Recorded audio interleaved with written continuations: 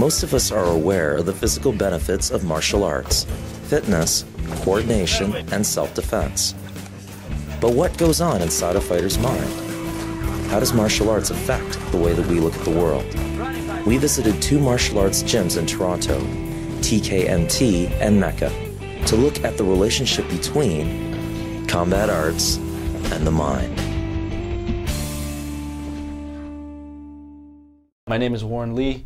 I've been involved in the martial arts since 1988. My name is Guilhermo. The guys call me Gui. I teach Muay Thai in TKMT gym. My name is Mark Stables. Started studying martial arts around age 10. It's been a while, it's about 20 years now. It's always been a hobby of mine, and finally was able to turn it into a career, which is really great. When I found Brazilian Jiu-Jitsu, it really kind of opened my eyes to, the practicality of martial arts. When I start in Muay Thai, you learn a lot of boxing coordination, clinch, knees coordination, kicks coordination, and I get this coordination easy. Yeah. For other sport, really bad, really bad. The great thing about martial arts is that it kept me focused in life. It gave me discipline, perseverance. It's kept me away from a lot of crappy things like smoking and drinking and drugs, gambling. Because in order to excel at the martial arts, you need to have a clear mind, and you can't have a clear mind and a strong body. So when you start doing those vices, then it affects you. It disrupts all the work, the hard work that you put in. When you start training, for sure you learn one discipline. Yeah. Understand?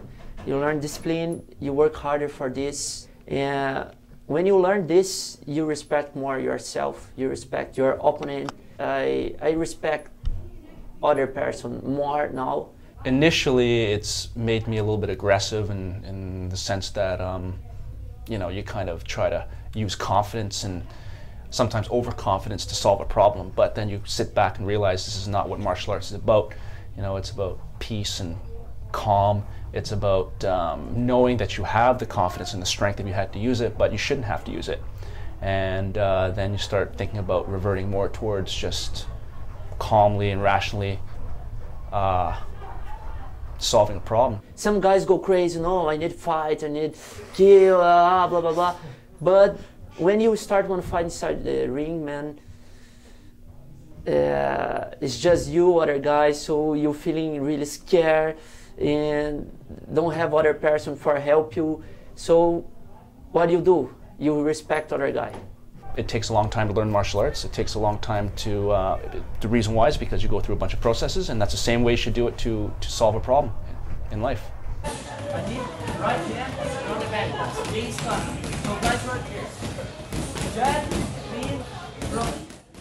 I know what I can do. I know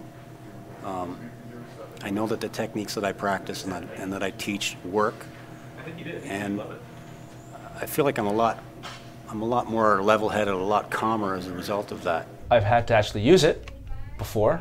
It was not really self-defense of me, but it was a self-defense of my girlfriend at that time, and she was just being harassed at night, and this fellow was very high and started harassing her, and of course I had to step in, and then he wanted to fight me, and I couldn't really back away from this one. He cornered me, so I had to do what I had to do. It lasted no more than 7 seconds. You can kind of bypass that ego thing, the male ego thing, especially when it comes to altercations and stuff like that on the street. Yeah, you're going away.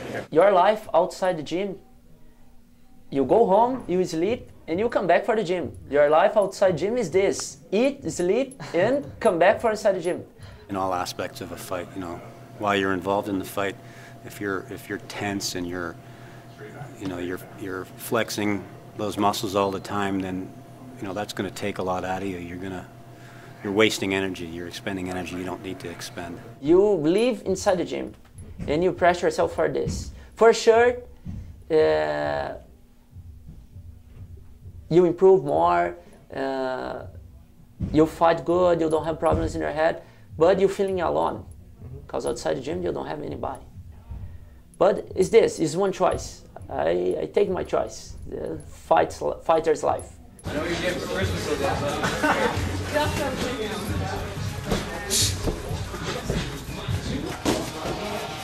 You know, you invest a lot of time in teaching, an art, and you want your students to do well. They're a reflection of you. The great thing that I see is seeing people's lives improve or transform through martial arts. We have people here from rough areas of town, kind of rough childhood, but they stick with the martial art. It cleans them up, it clears them up, it focuses them, it gives them discipline. I've seen people lose weight. I've seen people get so much happier. They build social networks. So there's a lot of benefits to seeing this, and it really gives me a good sense of satisfaction. You work on the top of your confidence. You're feeling strong outside. You know what you can versus other guy or versus other person. You know your limits. You have limits, understand? When you work harder, you pass these limits, so you improve more. This is a sport, and it's a great sport. It's a lot of fun, and if people want to get into it and they don't have to compete if they don't want to, they can just reap all the benefits from the training, which is a lot.